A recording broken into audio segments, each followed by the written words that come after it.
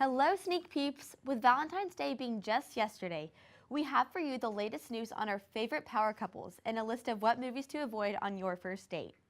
Later, we have Zayra in the studio to tell us all about the upcoming live-action Disney movies. We have another Man on the Street segment along with a South by Southwest throwback. Sneak peek it away!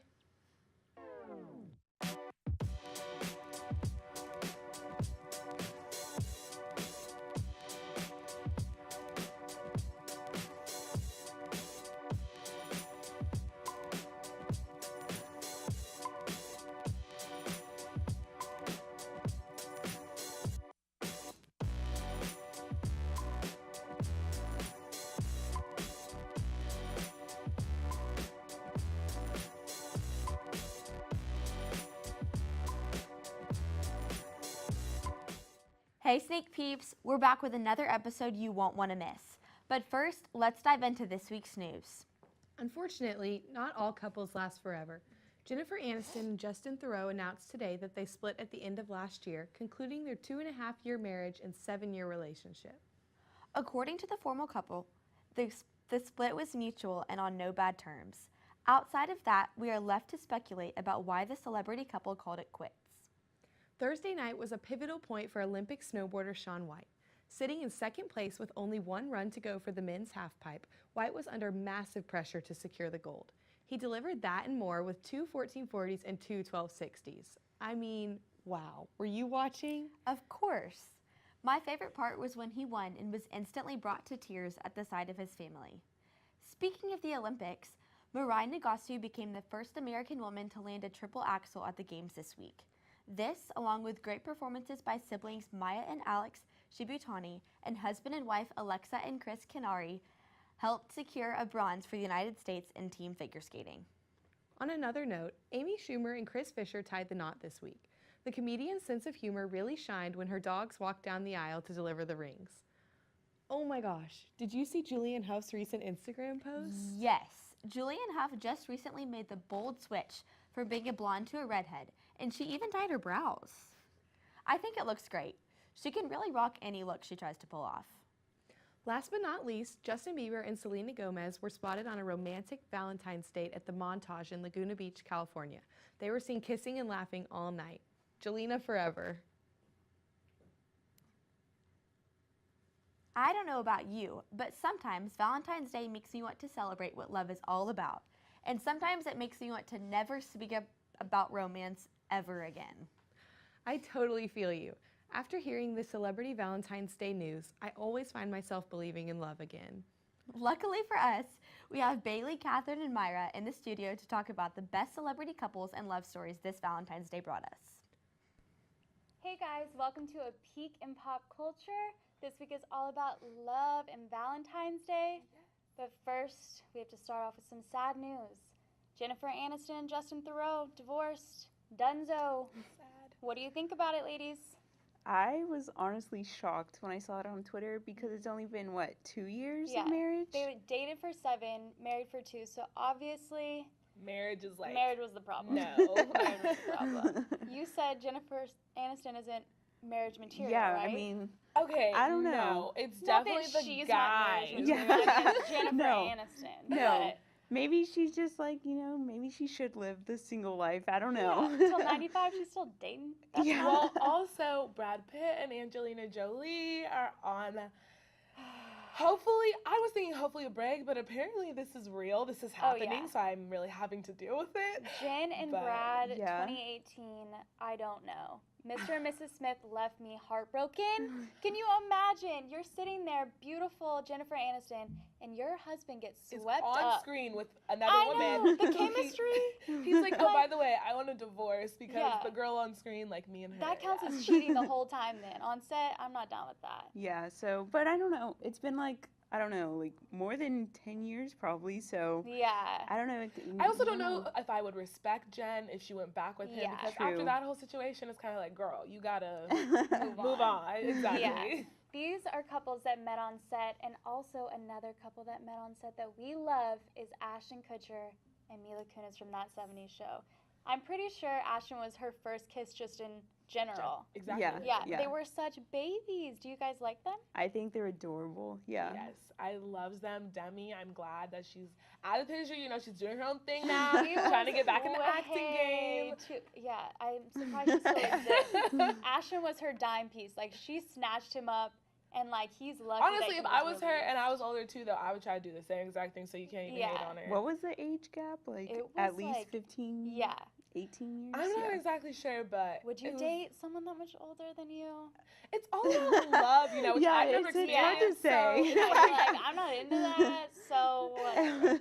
All right, on to the next couple. We've got Channing Tatum and Jenna Dewan Tatum, who are married and have a child and met on the set of Step Up. What do you think? Oh. Jenna, to me, like, has always been kind of just there, never really, like, a prominent in the relationship. Yeah. I always think about Channing. Yeah. I mean, the only I always image. think about Channing. Yeah, the only Love of image my I life, have of guys. her is just her character in Step Up, and her character in Step Up is not likable. Yeah, she's so prissy. yeah, I mean, She didn't I don't post really a picture know. with Channing on Valentine's either. oh, She I posted thought that was pictures of very friends. weird. Yeah. Like, you're married. Valentine's Day is for girls who, I mean, like, I guess your It's- husband's, like, out of town. But No, if it's he's for in girls the who other do not have a room, man. if Channing was in the other room and you didn't take a picture with Channing, like, I love Channing. and it I- was a chocolate ad. Yeah. Yeah, she just is doing a she lot. got paid. Yeah, it Like, was. okay, also we have the Kardashian clan had a Valentine's Day couples dinner, basically. Kanye was there. Kanye gave a toast where he rapped. That was cute. I don't know what it would be like to have a husband who was Kanye West, one, then he just raps for a toast. Like, that's weird.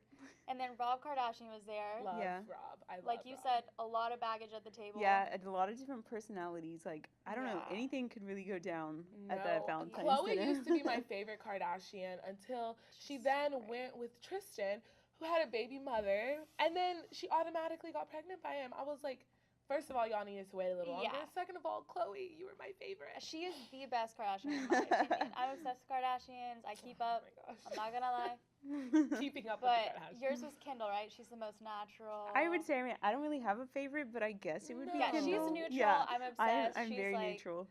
Not You have to really respect into it. them because they're getting their money, they're getting the bag, Yeah. which is, I mean, what you want, Yeah. you know, but What are your thoughts on Jada Pinkett Smith being there? Like, where was Will? Random. They just have a big friend group. What happened to the honestly. big photo where he's like this? They're obviously in love. Will probably just didn't want to go. He was just tired.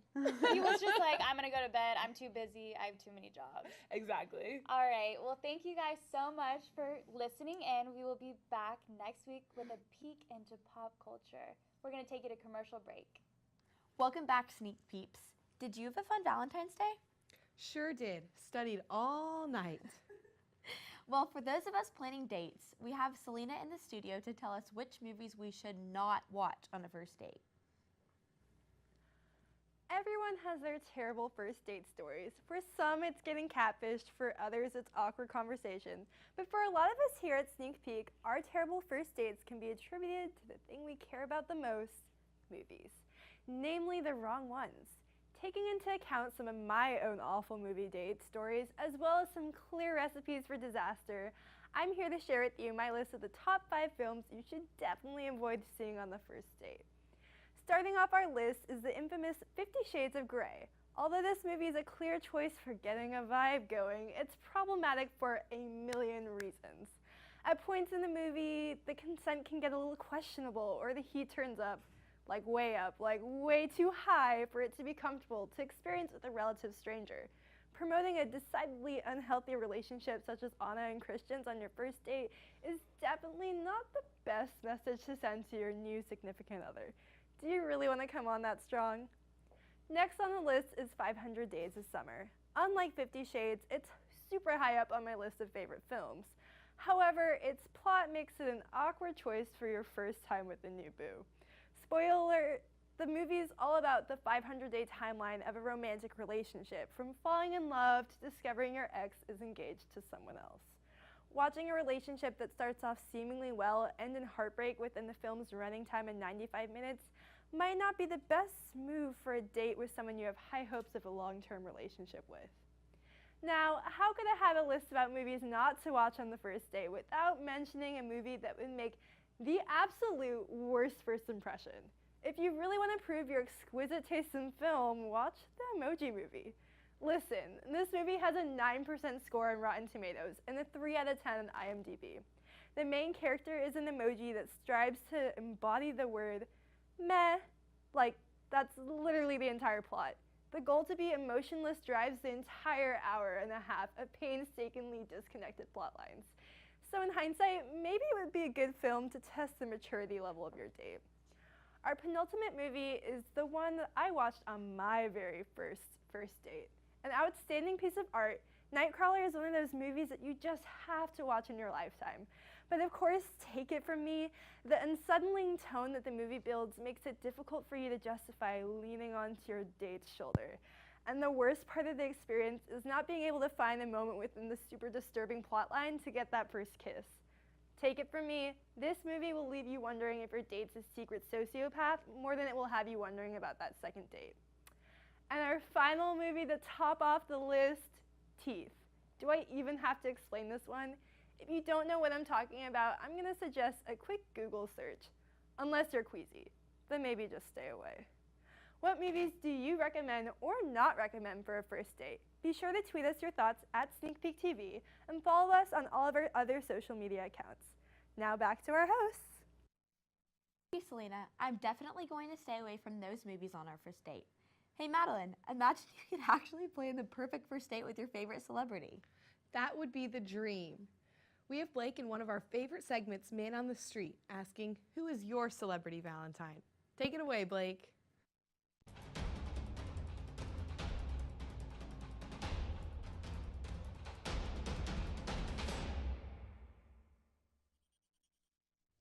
Love is in the air here on the UT campus with Valentine's Day fast approaching, so I went out and asked some of the students here what celebrities they want to have as their Valentine. Alright, I'm here with Logan. Now, Logan, there's a lot of super attractive celebrities out there. Which one would you want to most be your Valentine? Tommy Wiseau. Go on. Hey, the best choice there is. Now, what would you and Tommy Wiseau do on your Valentine's Day date? We do a lot of things. We play football on Mars. You throw it this way.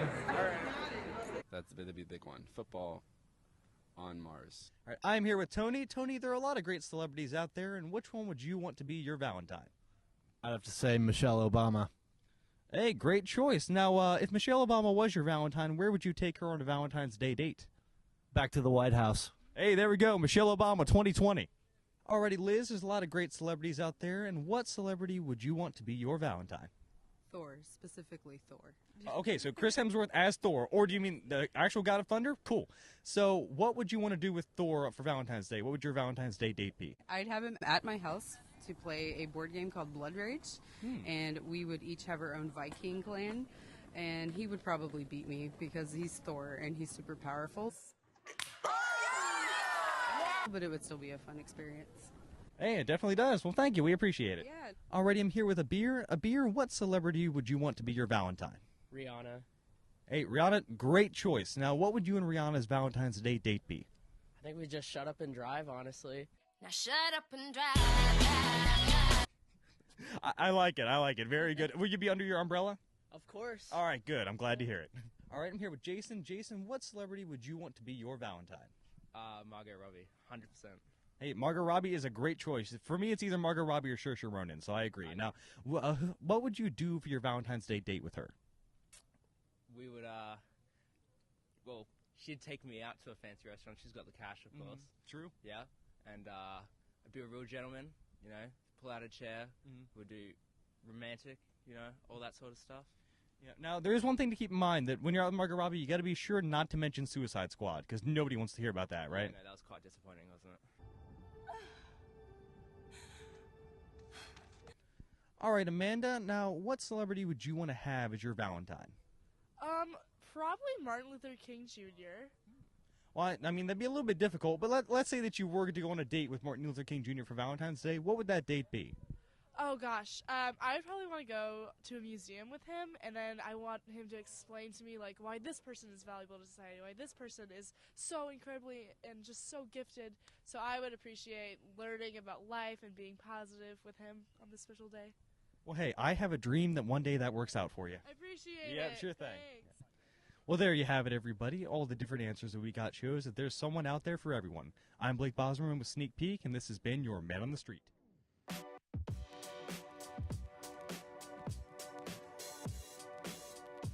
Hey Maddie, what is your favorite Disney movie? I'll have to go with Little Mermaid. Making our dreams come true since 1923, Disney is planning to make our favorite animated movies into live actions. Zayra is in the studio with the upcoming live action movies that Disney has planned for production. Be our guest and put our service to the test. Let's roll it. As many of you guys know, Disney made a very popular live-action version of The Beauty and the Beast last year. What you might not know is that Disney has planned roughly 21 live-action movies for the next few years. We are all in for a treat. Although there is no release date for most of the movies like Kim Possible, The Little Mermaid, or Mulan, there are some upcoming live actions that will get here before you know it. Starting close to home, Winnie the Pooh. I mean, whose childhood didn't involve Winnie the Pooh? As it turns out, Christopher Robin will be making an appearance in the big screen, but as an adult, and he will be played by Ewan McGregor. The plot will revolve about rediscovering the joys of innocence. Guess we will all be taking a journey to reminisce our childhood and regain the simple things we enjoy in life. As Pooh says, this coming August 3rd, let's try not to make memories, but have fun together. Next live action movie is Prince Ali, Fabulously Alibaba. You guessed it. Disney is making a live action movie of Aladdin. It is set to be released May 24th, 2019. But do you trust me? Because I can assure you it will be a whole new world. Egypt-born Bena Massoud will be playing our beloved Aladdin, and Power Rangers superstar Naomi Scott will be playing Jasmine. And the Fresh Prince of Bel-Air himself, Will Smith, will be playing the genie. He will be up to the challenge to fill in the big shoes of Robbie Williams. Although it will be quite a task, one thing is for sure, we never got a friend like him.